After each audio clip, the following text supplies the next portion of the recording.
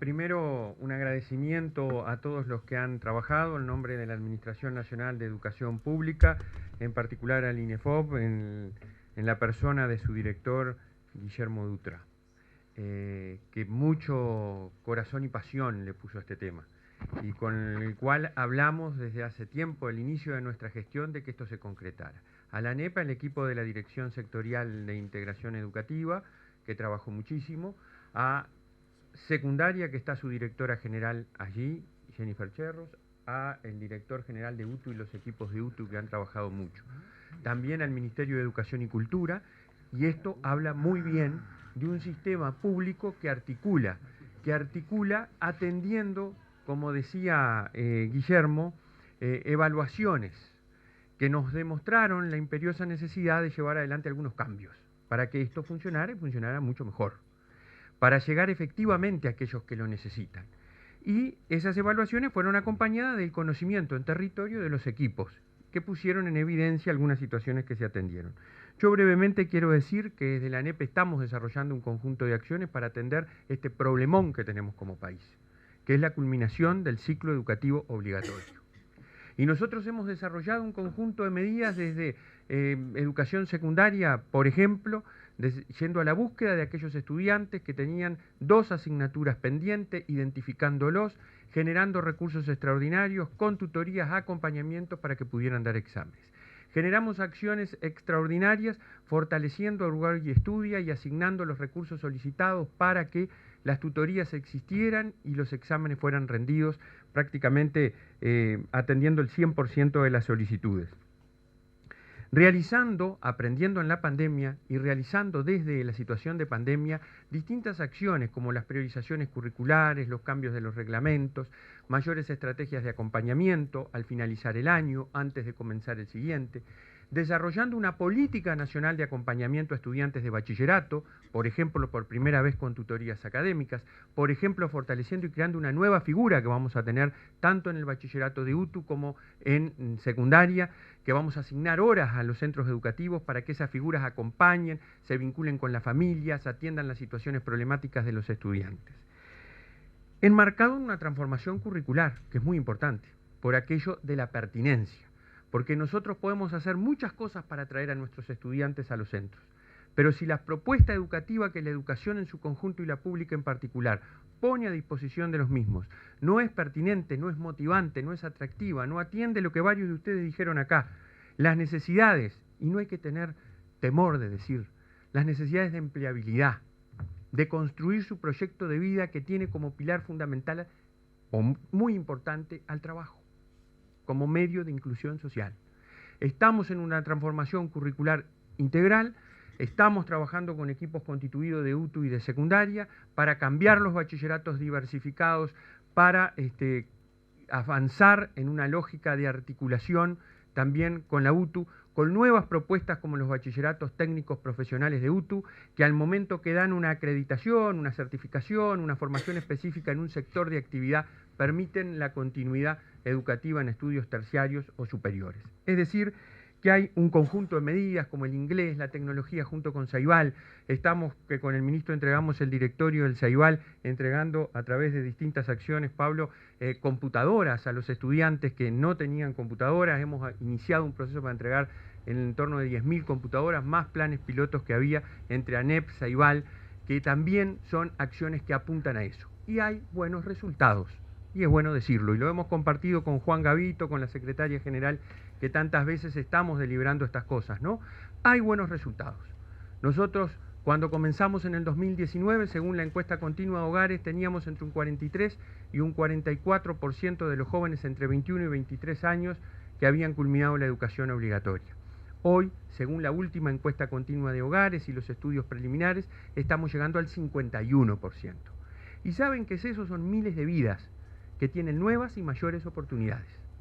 Las tienen culminando la educación obligatoria y además continuando con su proceso de formación profesional o de la formación que estimen pertinente. Así que, señores, todos los que están aquí, todos los que están presentes y han trabajado, todos los que no están aquí y han trabajado, muchas gracias. Y sin duda este es un programa que se suma a todas estas estrategias, porque hay mucha gente que requiere recursos específicos para poder sostener su trayectoria educativa. Y este programa, que desde el INEFOP es posible, junto con el Ministerio de Educación, da eso. Le da a la gente la posibilidad, a nuestros estudiantes en situaciones determinadas, de contar con algo extraordinario para no caer, seguir, culminar y continuar. Muchas gracias a todos. Bueno, buenos días a todos. Para no repetirme, me pliego a la larga lista de agradecimientos que se hicieron antes que yo, que son todos importantes. No es que no los repita porque no me parezcan importantes, sino porque yo no quiero ser aburrido. Solo quiero agregar uno en particular, que es mi agradecimiento personal a Guillermo Dutra, que integra el directorio de INEFOP en representación del Ministerio de Educación y Cultura, y una vez más muestra su compromiso, su dinamismo y su capacidad de representar un ministerio en permanente diálogo con la Dirección de Educación, representada por Gonzalo Baroni, con la Dirección General, representada por Pablo Landoni, y con tantas otras unidades del ministerio. Quiero simplemente mencionar tres cosas en rapidito que creo que son enormemente importantes en esto que estamos haciendo hoy. Una, ya ha sido señalada, es la interinstitucionalidad. Para nosotros, desde el Ministerio de Educación y Cultura, esto articula con lo que es un enfoque central de nuestro trabajo, que es lo que nos gusta llamar la centralidad de la persona. A veces nos ocurre con demasiada frecuencia que la fragmentación propia de esa inmensa estructura burocrática que es el Estado nos lleva, aunque sea involuntariamente, a que se nos fragmenten las personas y que perdamos de vista que el alumno que abandona la educación media antes de obtener su título de bachiller, el joven desempleado que alimenta esas estadísticas tremendas acerca del desempleo juvenil, el trabajador precario que vive una vida laboral complicada entrando y saliendo del mercado de empleo, o de la población económicamente activa, el jubilado de ingresos bajos, son la misma persona que a lo largo de su vida vive estas diferentes situaciones. En cada una de esas situaciones es atendida o entra en la pantalla de radar de una agencia distinta del Estado, pero tenemos que tener en cuenta que es la misma persona, y por lo tanto nosotros somos los que tenemos el desafío de pasar por arriba de las barreras burocráticas, de no olvidarnos de esa centralidad de la persona y de trabajar desde esa perspectiva. Por eso la interinstitucionalidad que ha sido resaltada en esta iniciativa creo que es enormemente valiosa. Segundo lugar, que estemos apuntando a bachillerato, donde, como decía Robert y se mencionó antes, tenemos un inmenso problema, y me importa señalar o recordar algo, que es que en este gobierno por primera vez se puso en práctica un instrumento que se llama el Plan de Política Educativa Nacional, que es una planificación estratégica que no es la suma de las planificaciones estratégicas de las diferentes instituciones que tienen que ver con la educación, sino que es una planificación estratégica que se hizo en común, dialogando, coordinando. ANEP, el Ministerio de Educación, aquí la ley le encomendó la tarea de coordinar el trabajo, INEFOP, INAU, INED, CEIBAL, en fin, todo el ecosistema de instituciones que tienen que ver con la educación. Y además hicimos deliberadamente un documento con algunas características, un documento corto y que no está escrito en jerga, a veces quedamos muy encerrados en nuestras propias jergas institucionales, sino en un español que todo el mundo pueda entender, porque queremos que la ciudadanía nos controle, porque queremos que el Parlamento nos controle, con metas muy concretas y con indicadores de logro muy concretas. Y una que es un problema, ¿no? Porque cuando uno promete cierto nivel de logro, se expone a la posibilidad de que no lo alcance y por lo tanto se expone a que sea criticado. Y nosotros aceptamos correr ese riesgo.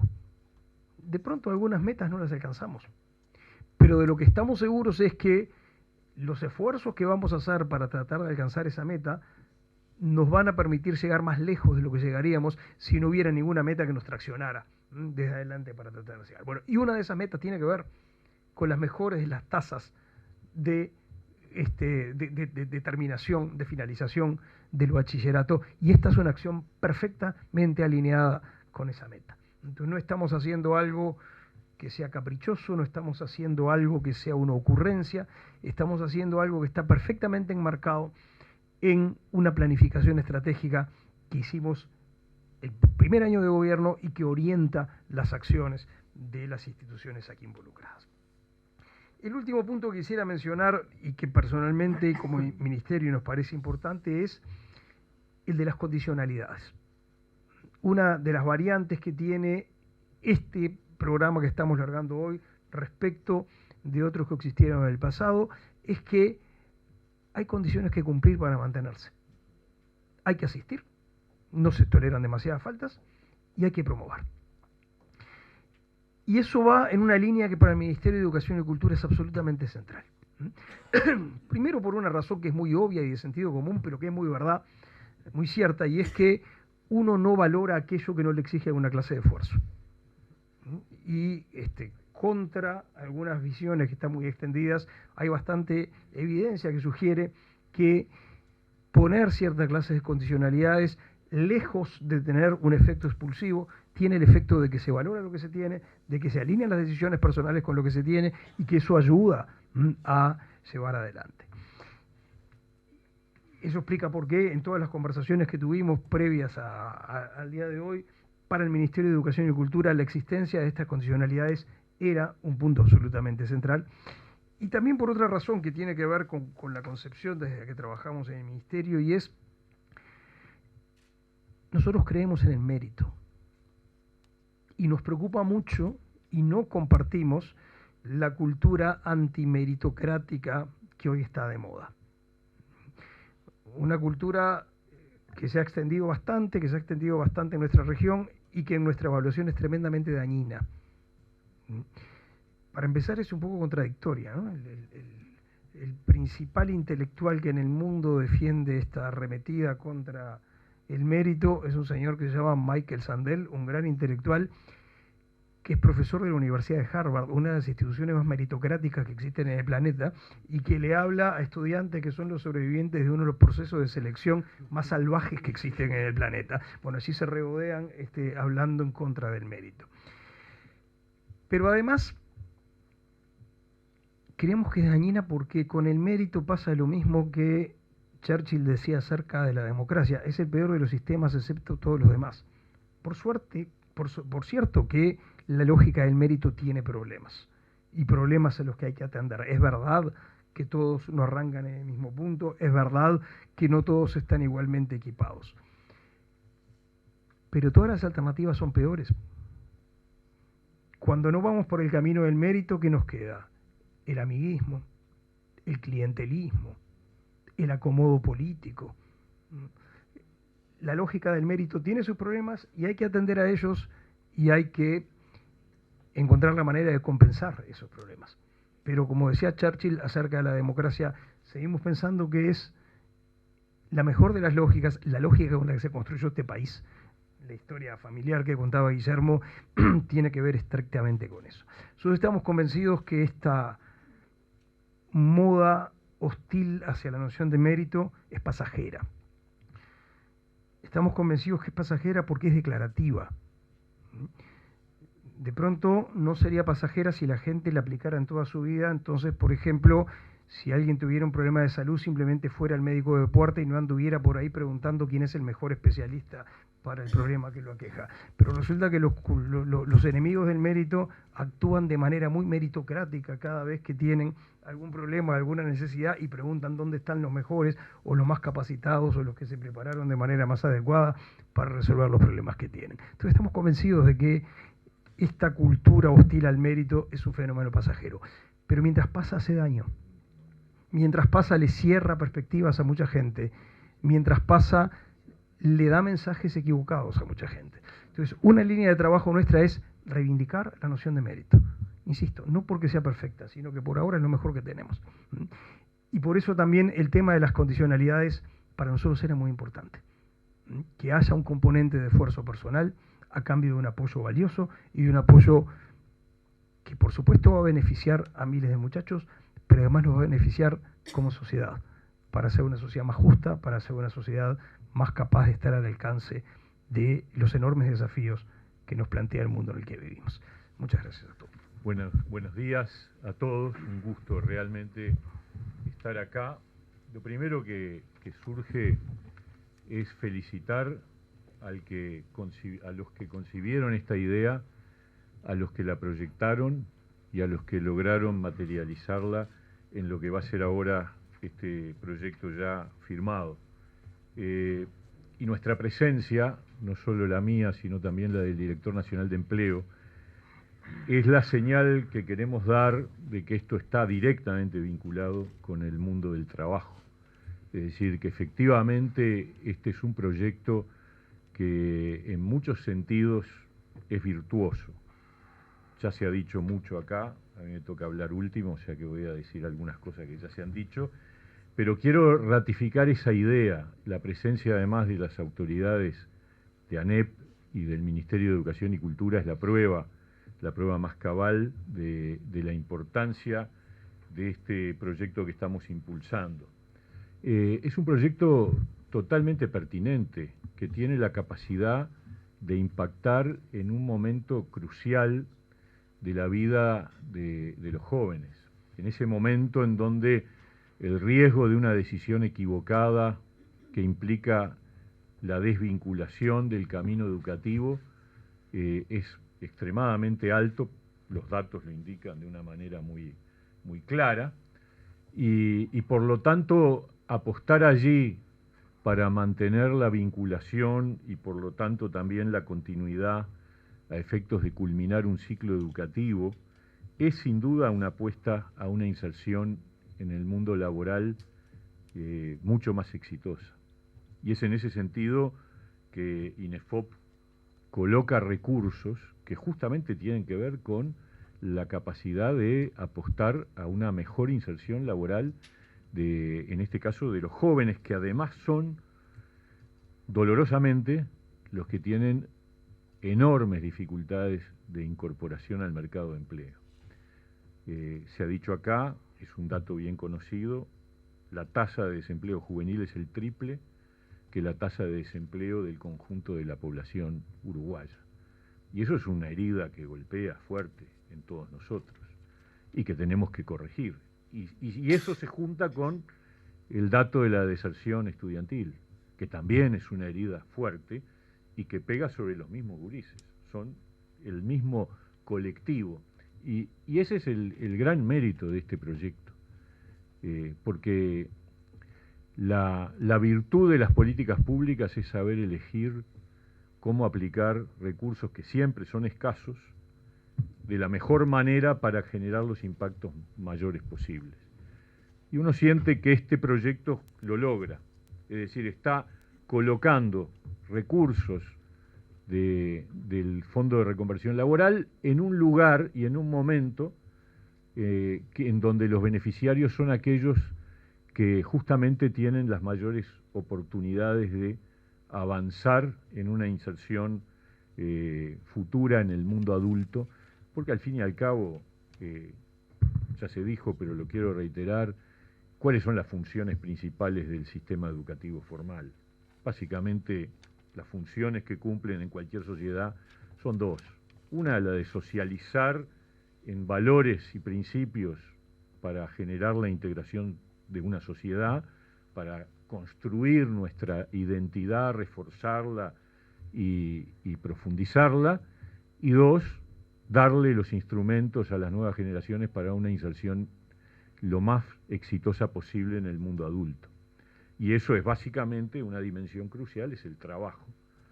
Y justamente la deserción lo que hace es quitarle oportunidades a los gurises que quedan por el camino.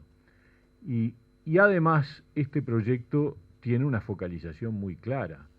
No es para cualquier estudiante que esté cursando bachillerato, es para aquel estudiante que presenta vulnerabilidades sociales y educativas y que de alguna manera, como también se ha dicho acá, se le apoya para su continuidad.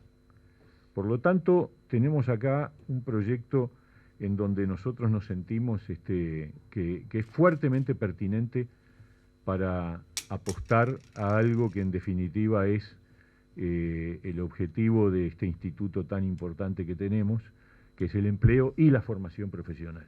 Y esa articulación entre las dos cosas se logra con este proyecto que además aporta, digamos, recursos importantes y para un número de gurises también importante, con un desafío que es la continuidad a lo largo de ese trayecto del segundo ciclo de la educación media, que es clave para una inserción exitosa. Así que yo estoy muy contento, me parece que estamos dando una señal muy clara y es de esos casos en donde la pertinencia y la optimización de los recursos, que al fin y al cabo es nuestra responsabilidad, asegurar que los recursos públicos se destinen de la manera más impactante posible, es un caso en que se cumple absolutamente. Así que nada, adelante, éxito y por más proyectos en la misma línea. Muchas gracias.